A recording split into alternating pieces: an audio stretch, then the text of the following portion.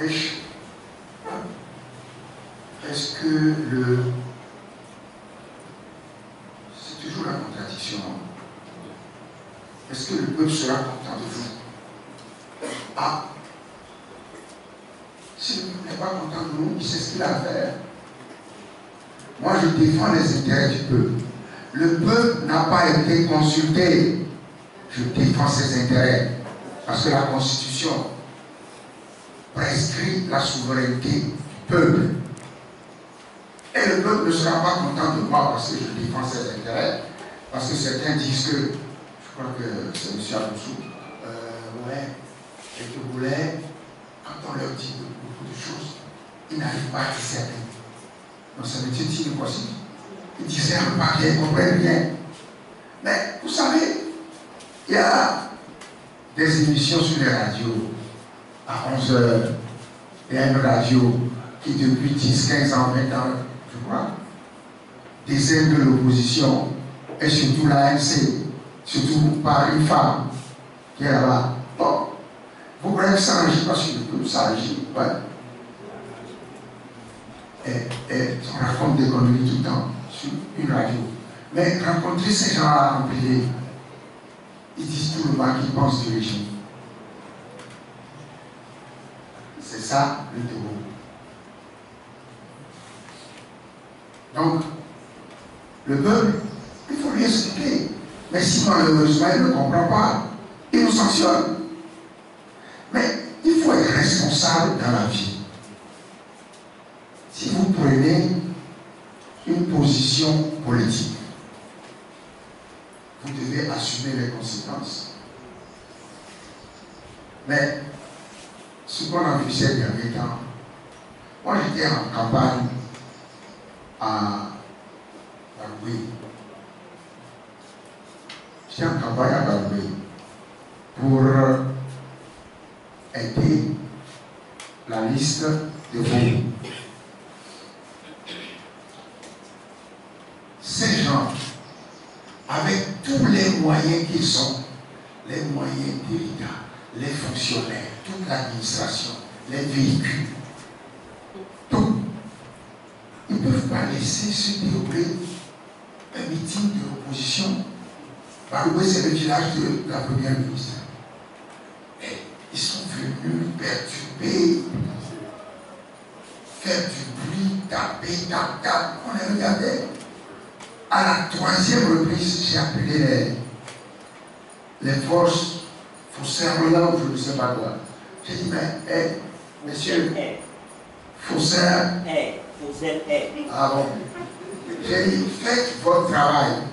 Mais il me regardait, comme dirait ma mère, comme le mouton regarde passer la vendeuse de Marais.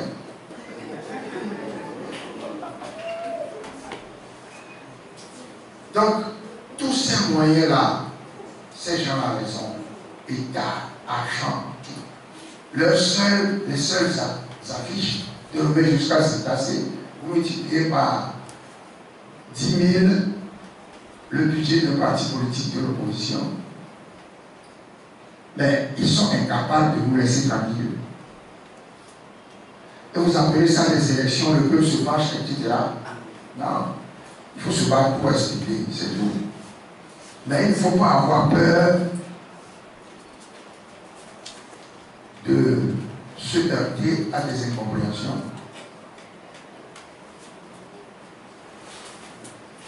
Alors, j'ai déjà répondu à une question ici,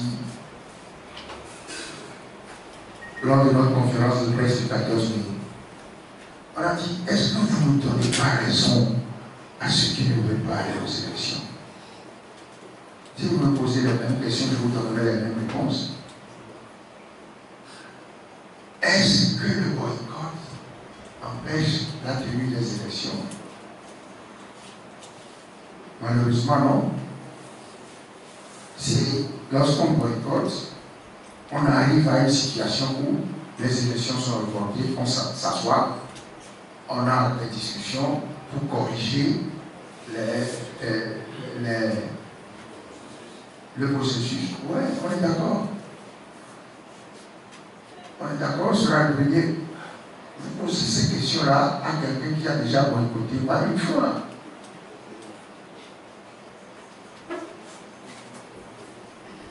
En 93, présidentielle. En 94, législative. En 99, législative.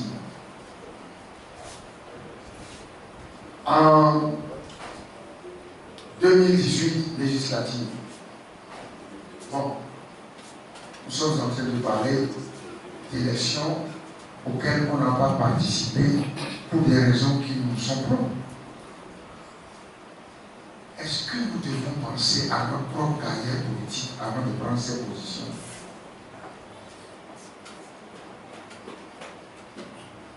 Je pense que non. Monsieur le Président, après ne pas siéger, est-ce que ça va changer tout ce qui se passe actuellement? Oui. Nous ne serons pas mêlés, vous savez. Nous avons fait ces raisonnements-là pour aller siéger au CPC. Hein? Au CPC, c'est M. Monti qui nous représente. Il vient faire le compte rendu de ses interventions et tout. Et puis après, le compte rendu du CPC dit l'unanimité, on a à l'unanimité lorsque nous contestons tout. On dit que les décisions ont été prises à l'unanimité. Et il paraît que ça s'est déjà passé hier. Il paraît que ça s'est déjà passé hier à la rédaction du règlement intérieur. À l'adoption, où quelqu'un dit, moi je n'étais pas d'accord. On a dit c'est l'unanimité. Et quelqu'un dit non, nous on n'était pas d'accord. Ça a se passé pendant 6 ans. Et vous nous interrogez là-dessus. Hein? On nous interroge là-dessus. Et c'est ça qu'on veut qu'on aille faire. Être là. Pour des raisons propres. On peut aller et expliquer. Mais il faut se demander si les raisons qui sont invoquées sont les vraies raisons pour lesquelles on pose les actes. C'est ça.